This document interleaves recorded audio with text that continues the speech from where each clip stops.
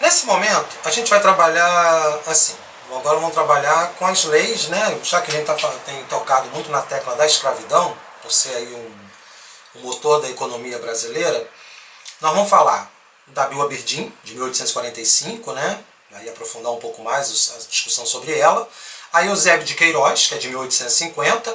Paralelo a Eusébio de Queiroz, nós temos a aprovação da Lei de Terras, em 1850 também, que vai ter um efeito social bastante significativo. E as leis que vão, digamos, aos poucos, né, acabando com a escravidão no Brasil. Né? Em 1871, o parlamento ele aprova a Lei do Ventre Livre. Depois, em 1885, a Lei Saraiva-Cotegipe, ou a Lei dos Sexagenários, né? E, por fim, a Lei Áurea, em 1888. Então, assim, aí nesse ponto, nós vamos trabalhar exatamente com essas leis que foram, aos poucos, acabando com a escravidão no Brasil. Né? Então, começando aí com a Bill Aberdeen. Como eu tinha posto, a Bill Aberdeen, ela seria uma represália à decisão do governo brasileiro em instituir novas tarifas alfandegárias. Então, o que trata essa lei? A Bill Aberdeen, né, ela vai autorizar os navios ingleses a promover a abordagem, né, o arresto ou até o afundamento de navios que fossem suspeitos de transportar escravos do continente americano, ou seja, africanos escravizados, perdão, no continente americano, do continente africano para o continente americano. Né? Por que a Inglaterra fez isso? Por considerações humanitárias? Não. Ela queria exatamente forçar os países que ainda adotavam mão de obra escrava a libertar os seus escravos. Né? É uma lógica mercadológica muito simples. Você corta o fornecimento de um determinado produto, uma determinada mercadoria, automaticamente o preço dessa mercadoria se eleva e inviabiliza a compra por parte daqueles que a consomem. Então a ideia dos ingleses era obrigar, né, principalmente o Brasil e o sul dos Estados Unidos, também eram muito dependentes dessa mão de obra escrava, a libertar os seus escravos, né, e transformá-los em trabalhadores assalariados. Transformando-os em trabalhadores assalariados, eles se tornariam consumidores desses produtos ingleses. Então o que a Inglaterra vai fazer é uma pressão muito grande para que esses países abolissem a escravidão. Agora, o problema é que tanto lá nos Estados Unidos quanto no Brasil, né, quando eu falo nos Estados Unidos é a parte sul, tá? A necessidade dessa mão de obra é muito grande. Né? E outra coisa, não é apenas uma perspectiva pautada por uma racionalidade. Tem um outro elemento aí. O fato do sujeito possuir muitos escravos conferia a esse indivíduo um poder muito grande dentro da sociedade. Então, por isso que acabar com a escravidão não seria uma tarefa muito simples. Tanto é que vocês vejam que a Bill Aberdeen é aprovada em 1845 e a abolição da escravidão no Brasil só viria em 1888, ou seja, 43 anos depois. É muito tempo. Né? Então, nos Estados Unidos vai ser em 1863. Né? Então, quer dizer, você tem aí 18 anos, né? 45 anos. Então, assim, a questão toda é exatamente essa, sabe? A existência dessa mentalidade. E o que vai acontecer? Já que, pela Bill Aberdeen, os navios ingleses estavam autorizados a prender, né? Porque quem fazia muito desse comércio de escravos entre a África e a América eram comerciantes portugueses e agora principalmente brasileiros. Então o Brasil calculou o seguinte: para evitar atritos com a Inglaterra, nada melhor do que aprovar uma lei, né, pelo próprio parlamento brasileiro, que viesse também a proibir o tráfico de escravos. Por isso que nós chegamos a Eusébio de Queiroz, que vai ser aprovada lá em 1850. A Eusébio de Queiroz, ela traz, digamos assim, não é um texto semelhante, mas o princípio motivador da lei é o mesmo: proibição do tráfico de escravos. E essa proibição do tráfico de escravos vai afetar o Brasil, claro, né? Mas aí quer dizer então que vai cessar automaticamente a utilização? Não. Tanto é que vocês vão ver que somente depois, muito depois, que o Brasil vai abolir a escravidão. mas vai provocar um impacto muito grande. Que impacto é esse? Se vocês observarem, né, a economia brasileira ela se fundamentava na utilização em larga escala dessa mão de obra.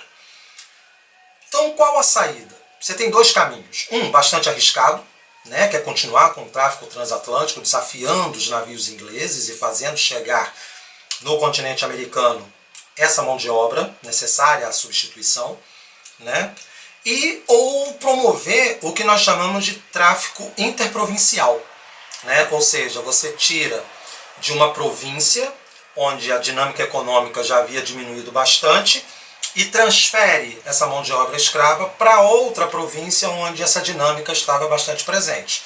Tanto é que é possível notar um fluxo muito grande de mão de obra escrava, de escravos, do Nordeste, né, das lavouras açucareiras, para o Sudeste, para as lavouras cafeeiras. Né? Então esse deslocamento é que vai caracterizar esse tráfico interprovincial. Acontece que o tráfico interprovincial ele tem um limite. Né? Tem um limite por quê? Porque o escravo não se reproduz na quantidade, né, no número necessário à manutenção dessa mão de obra, né, em termos quantitativos.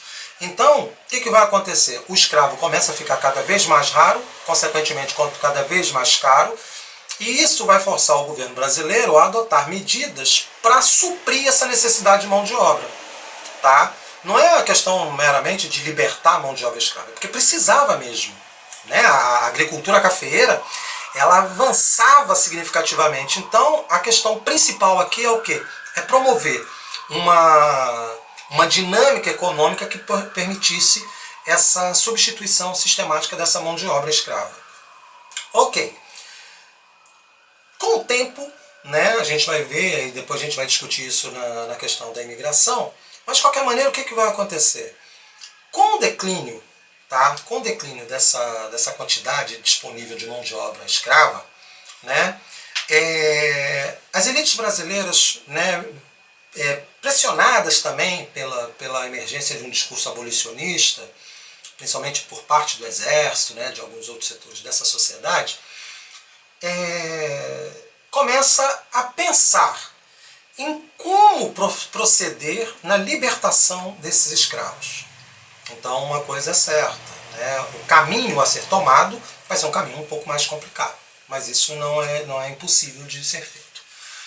Aí, tanto é que vocês vejam, a Guerra do Paraguai termina em 1870, né? O Exército emerge como essa força política extremamente importante, e uma situação bastante interessante é que um ano depois, tá, em 1871, né, você tem a aprovação da Lei do Ventre Livre, uma lei que estabelece o seguinte, que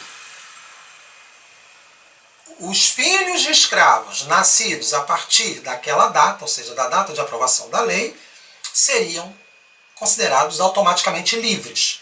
Só que a lei trazia consigo um adendo, né, uma coisinha mais. Que coisinha é essa?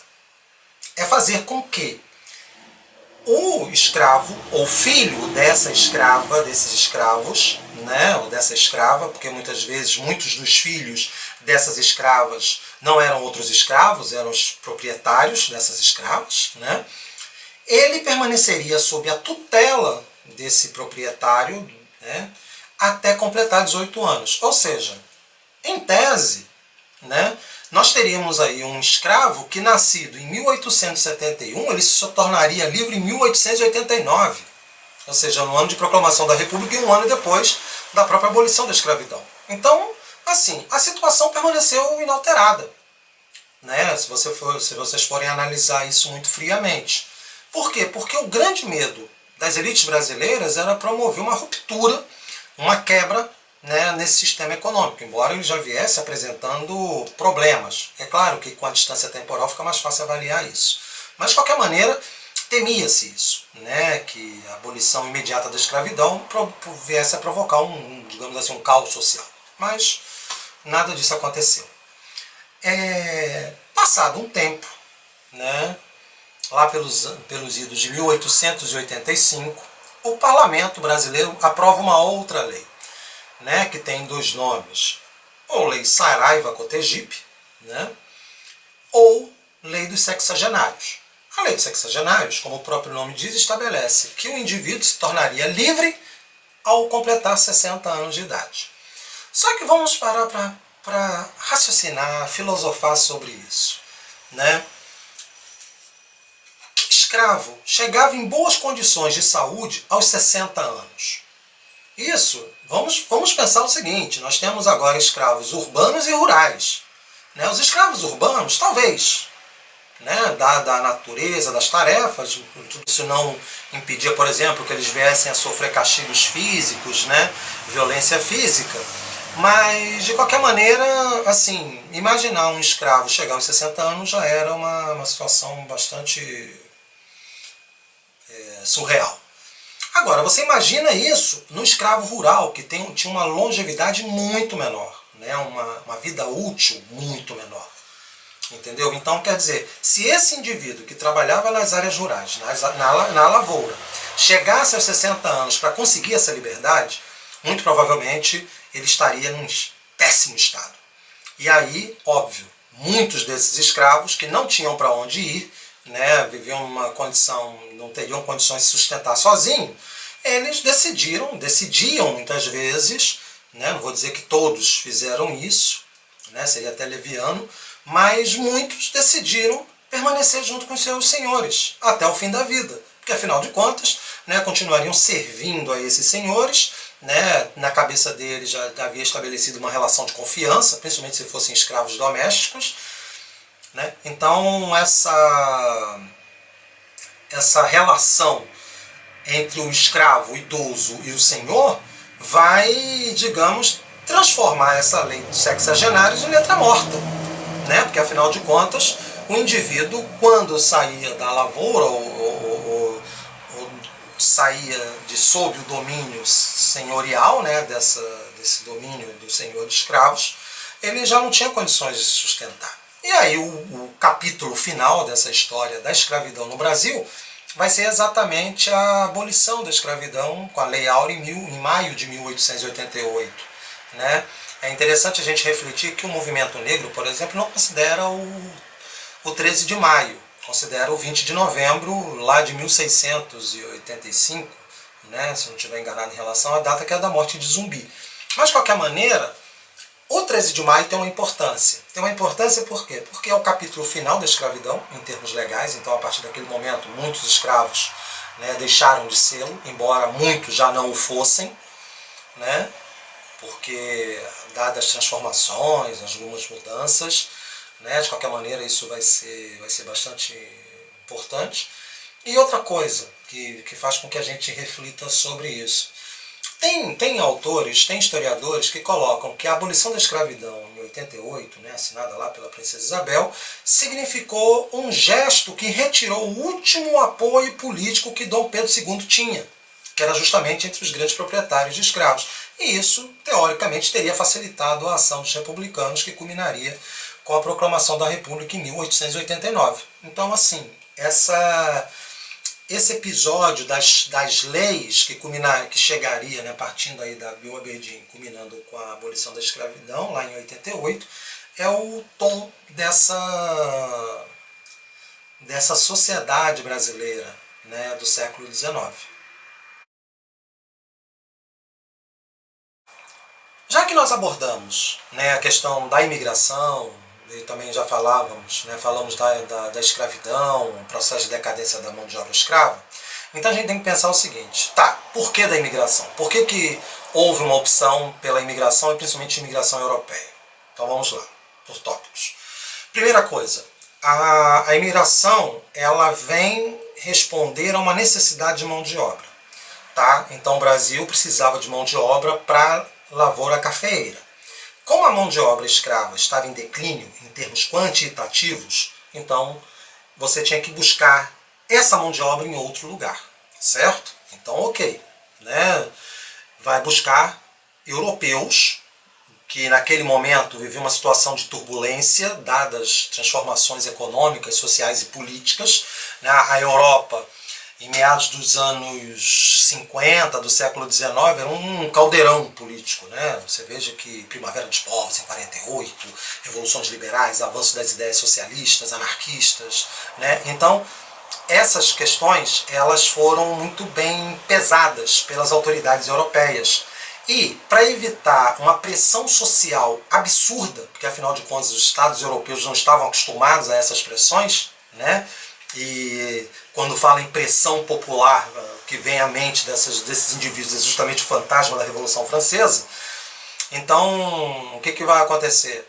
Esses governos europeus vão ver com bons olhos a possibilidade de exportar gente, né?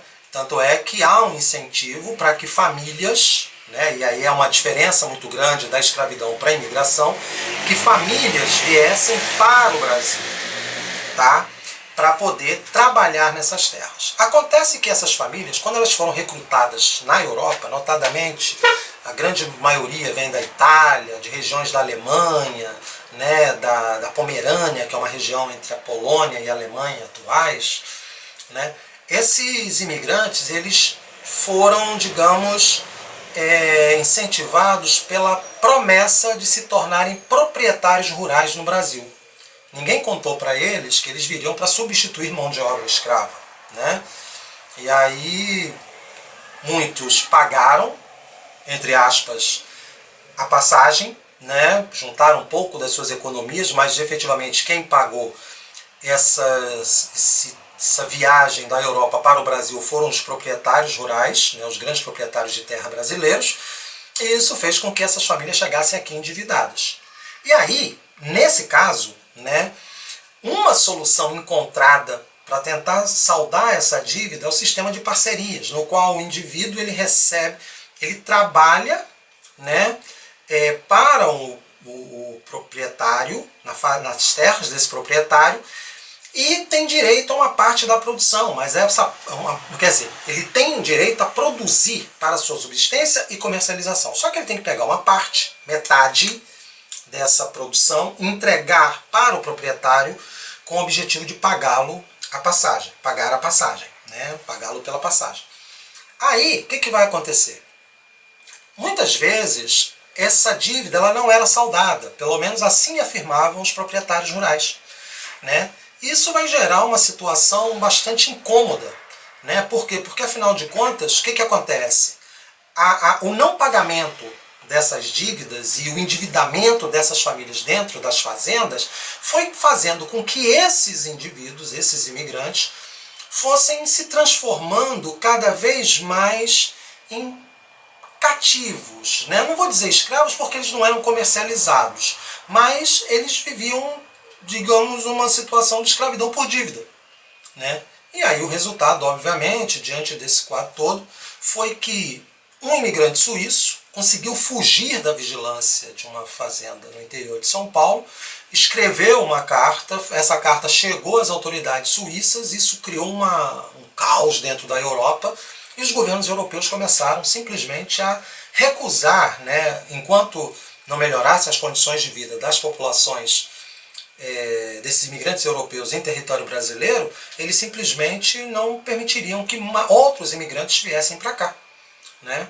E aí o governo brasileiro, temendo uma possível queda no fornecimento dessa mão de obra, decidiu ele pagar pela passagem desses imigrantes, né?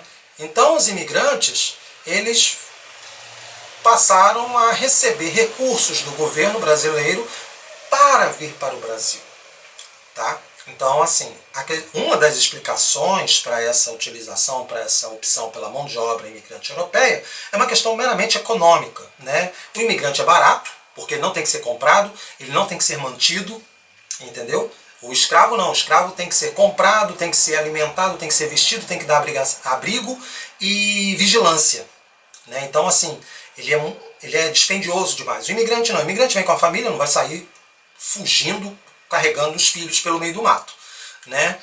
Ele não conhece a região, quer dizer, isso não impede uma fuga, mas de qualquer maneira é um complicador, né? Mas a questão principal é a diferença cultural muito grande mesmo, né? Então isso muitas vezes determinou a permanência desse imigrante nas terras desse proprietário. Mas de qualquer maneira, essas mudanças são significativas. Mas existe uma outra questão que subjaz à necessidade, né, de importar esses imigrantes. É uma teoria, tá, que eu poderia dizer racista, que imaginava a possibilidade de um branqueamento da raça brasileira.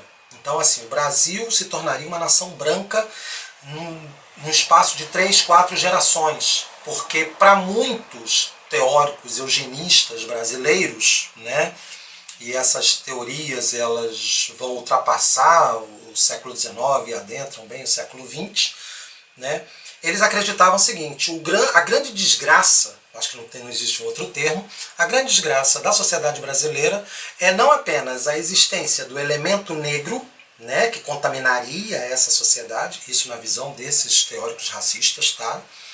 Como também o processo de mestiçagem transformaria o Brasil numa nação de vira-latas. Ou seja, o que esses caras estão querendo, né, estão antecipando mais ou menos aqueles discursos que fizeram parte da retórica nazista, de uma raça pura. Só que esse discurso de raça pura já está presente desde muito tempo. Né? Aí você tem que pensar o seguinte: século XIX, tá? Biologia, né? O racismo biológico. Né? Então essas ideias elas estão fervilhando nos círculos intelectuais brasileiros. Né? Muitos indivíduos estão defendendo essas ideias. Então, quando eles perceberam que poderiam trazer mão de obra europeia para o Brasil, essa mão de obra ela traria não apenas a questão do branqueamento da raça brasileira, mas, de forma muito ilusória, também contribuiriam para um avanço civilizacional da nossa sociedade. O que, como eu disse, é uma ilusão, ok? Então, no ponto anterior, eu comentei muito rapidamente sobre a Lei de Terras. A Lei de Terras foi aprovada pelo Parlamento em 1850 e ela vai determinar que somente é possível a posse da terra com documentação, né, ou seja, o direito de posse, direito de propriedade da terra, mediante compra. Qual é a intenção aqui? Primeiro, você já tem uma situação em que muitos escravos estão se tornando ex-escravos. Né? E outra coisa, eles não precisavam mais ficar vinculados aos seus ex-proprietários. Então eles poderiam se deslocar para qualquer região do país. Né? E dentro desse cenário, o que acontece? Muitos, né, pensando aí em ter um pequeno pedaço de terra, se deslocavam para lugares onde você tem as chamadas terras devolutas. Terras devolutas são terras pertencentes ao Estado. E ele poderia reivindicar a posse dessa terra através de uma coisa chamada uso capião. Né? O que é o uso capião? O uso capião é quando o indivíduo se instala num determinado pedaço de terra, promove melhorias nesse pedaço de terra e essas melhorias são reconhecidas pela autoridade. E aí essa autoridade ela dá àquele indivíduo o direito de propriedade. Então ele dá um título, né, garantindo a propriedade dessa terra. Só que se você estabelece que ele só pode ter acesso à terra mediante compra, então você imagina o seguinte: quem é que vai ter dinheiro, vai ter recursos financeiros para poder comprar terras? Somente os grandes proprietários. Então, o resultado mais imediato dessa tarefa, né, dessa situação, perdão, é justamente o fato que você vai possibilitar, vai permitir uma concentração fundiária muito grande. E é o que vai acontecer de fato. Né? É interessante que a questão fundiária no Brasil, ela repete o mesmo roteiro do período colonial, ou seja, você tem uma concentração fundiária e os pequenos proprietários vivem muitas vezes pressionados pelos grandes proprietários. Né? E curioso isso, porque quando a gente fala de lei de terra, essas coisas todas, nós também estamos pensando no período em que a imigração europeia começa a se intensificar para o Brasil. Então a ideia é evitar que tanto ex-escravos como imigrantes tivessem acesso à terra. Tá? É claro que nesse cenário todo de questões fundiárias, nós temos duas exceções: Espírito Santo, né? Muitas vezes acho que vocês não fazem nem ideia disso, e Santa Catarina. Porque nesses dois estados a imigração não vem para substituir mão de obra, vem para colonização. Então esses imigrantes eles receberam pedaços de terra, né, obviamente nas regiões de interior, e assim, de forma muito precária, o poder público deu condições para que eles ocupassem essa terra.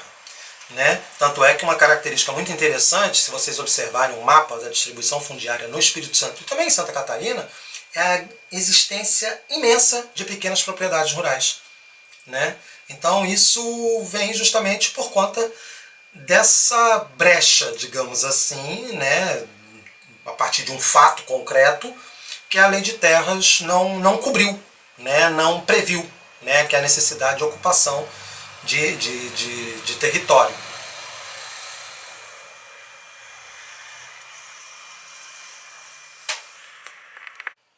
Então, gente,